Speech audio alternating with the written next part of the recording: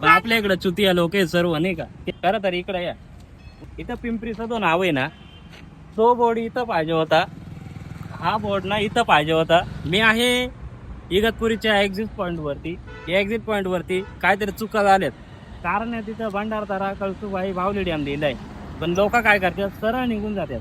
याच्यात त्यांची चुकी नाही, याच्यात रस्त्यावाल्यांची चुकी आहे. ज्यांनी रस्ता केला ज्यांनी बोर्ड लावला त्यांची चुकी आहे. खरं तर इकडे या तुम्हाला दाखवतो. इथं पिंपरीचं जो नाव आहे ना तो बोर्ड इथं पाहिजे होता. हा बोर्ड ना इथं पाहिजे होता. तेव्हा खरंच लोकांना डायरेक्शन्स कळाले असतं.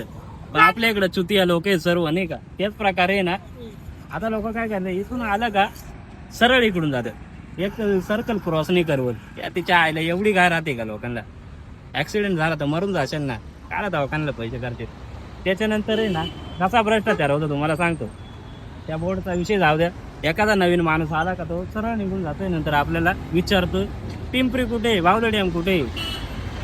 तर हा मूर्खपणाचं लक्षण आहे. आपल्या देशामध्ये ना 80% लोक कॉपी करून पास होतात आणि नंतर इंजिनियर होतात. चला लाईक करा. जो पाणी रस्त्यावरती जमा होणार आहे तो पाणी नक्की या नालीमध्ये जाईल कसा. इथं कुठे तुम्हाला होल दिसतोय का. ही गोष्ट फारच चुकीची. पण तिथून जो एवढा किती फुटाचा गॅप आहे 20. आता या 20 फुटाच्या गॅप मध्ये आपण एक गोष्ट पाहूयात.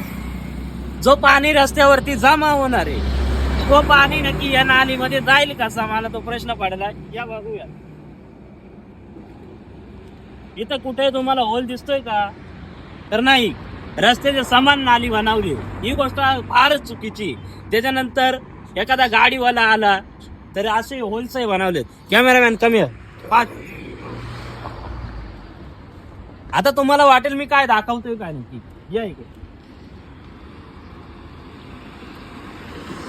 पहा. याच्यामध्ये एखादी गाडीच गेली असणार त्याच्यामुळे तो झाकण खाली पडला. आता एवढं तर आपण त्याच्यात सांगायला नको. तर चला पुढचा पूर्ण व्हिडिओ YouTube चॅनलवरती येणार आहे. ऑफिशियल प्लस मराठीला फॉलो करा, सबस्क्राईब करा. इथं डेन्सिटी 824 आहे. तुम्हाला पेट्रोल टाकण्या अगोदर डेन्सिटी पाहून घ्यायची ते जाऊ द्या. सर्वप्रथम पेट्रोल पंपवर आल्यावर आपल्याला एअर पाणी आणि फर्स्ट एड हे सर्व फ्री असतं. कायम लक्षात ठेवा पेट्रोल पंपवरती हवा मारण्याची गाडीला पैसे लागत नाही. आता विषय असा आहे. त्यानंतर तुम्ही टॉयलेटला जायचं असेल तिथे फ्रीच राहत आहे. सर्व पेट्रोल पंपवर असल्या सुविधा फ्री असतात. ते आपल्या इकडूनच्या लोकांना माहीत नाही. त्यानंतर मध्ये एक पेट्रोल पंप आहे तिथं स्कॅनर लावला आहे त्याने डायरेक्ट. ते दाखवू नेक्स्ट व्हिडिओमध्ये. ओके. तर नाशिकच्या विषयावरती टीका करायची आहे तर ऑफिशियल प्लस मराठीवरती जाऊन वोट द्या. त्याला सबस्क्राईब करा आणि तिथं तो व्हिडिओ पहा. उद्या 5 वाजता येईल. Okay bye. अरे लाजा वाटायला हव्यात. हे पहा 2 गाड्या पास होण्यासाठी खूपच तकलीफ होते. अरे लाजा वाटायला पाहिजे. आता तरी रस्ता बनवा. सर्वप्रथम रस्त्याची अवस्था पहा. हे रस्ते असे आहेत ना जर एखादा माणूस मेला त्या माणसाला दवाखान्यामध्ये न्यायचं असेल तो माणूस दवाखान्यामध्ये नाही पोहोचणार. तो माणूस नरकामध्ये पोहोचेल इतकं नक्की. कारण हा रस्ता गेल्या म्हणजे मी जेव्हापासून शाळेमध्ये येतो इगतपुरीला शाळेमध्ये होतो, जनतामध्ये होतो, नंतर MG मध्ये आज मी कामाला लागलो आणि त्याच्यानंतरही या रस्त्याची दुर्मिळ अवस्था ती पाहून मला लाज वाटते की आपण इगतपुरीकर आहोत. ही रस्त्याची अवस्था पहा. एक पुढून एक रिक्षा येत आहे. माझी गाडी कशी पास होईल पहा.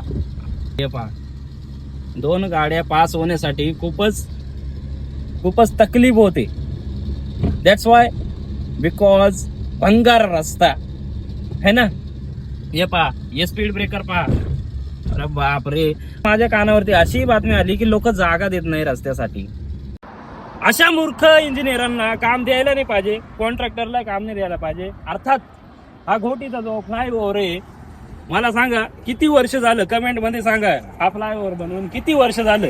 आणि अजून एक गोष्ट मला सांगा जर या फ्लायओव्हर वरती आपण जर गाडी पार्क केली आपली तर आपला चलन होईल. ट्रॅफिक पोलीस लगेच आपलं चलन करेल. पण असे खड्डे पडतात यांच्यावर चलन होईल का. कलेक्टर साहेब इकडे कलेक्टर साहेब तुम्हाला विचारतोय यांच्यावरती चलन लगेच पाडा आणि पुढची प्रोसेस काय मी बघतो. चला बाय. इथे मूर्ख कॉन्ट्रॅक्टरची एक मोठी चूक आहे.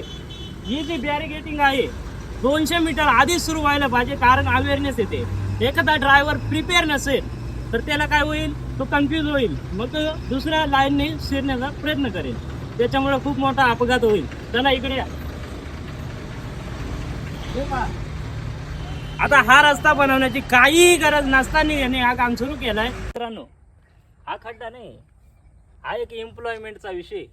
खड्डा नाही पडला तर कॉन्ट्रॅक्टदारला एम्प्लॉयमेंट नाही भेटणार. खड्डा नाही पडला तर आमच्यासारख्यांना रील बनवायला एक विषय नाही भेटणार, आम्ही व्हायरल नाही होणार. आणि विषय अजून एक आहे, जर निधीच नाही मंजूर झाला तर मग यांना पैसे कुठून येणार नाही का. मग जर 50,000 आले, 20,000 खिशात घालायचं, 10,000 स्वतःच्या खिशात घालायचं, बाकी इकडूनचं तिकडूनचं भरून घ्यायचं किस्सा. नाही असा होता असेल का नाही ते त्यांनाच माहीत. पण मग खड्डा पडला तर एवढा सुधारावून घ्या. खड्डा कुठला आहे, काय नाव या भावली खुद्द असं काहीतरी आपला व्यंकटेश नगरवरून पुढे होतं, तिथं खड्डा आहे, जेवढा रिपेअर करून घ्या. भावली खुर्द डॅम आहे तिथं. ओके, चालेल, डन.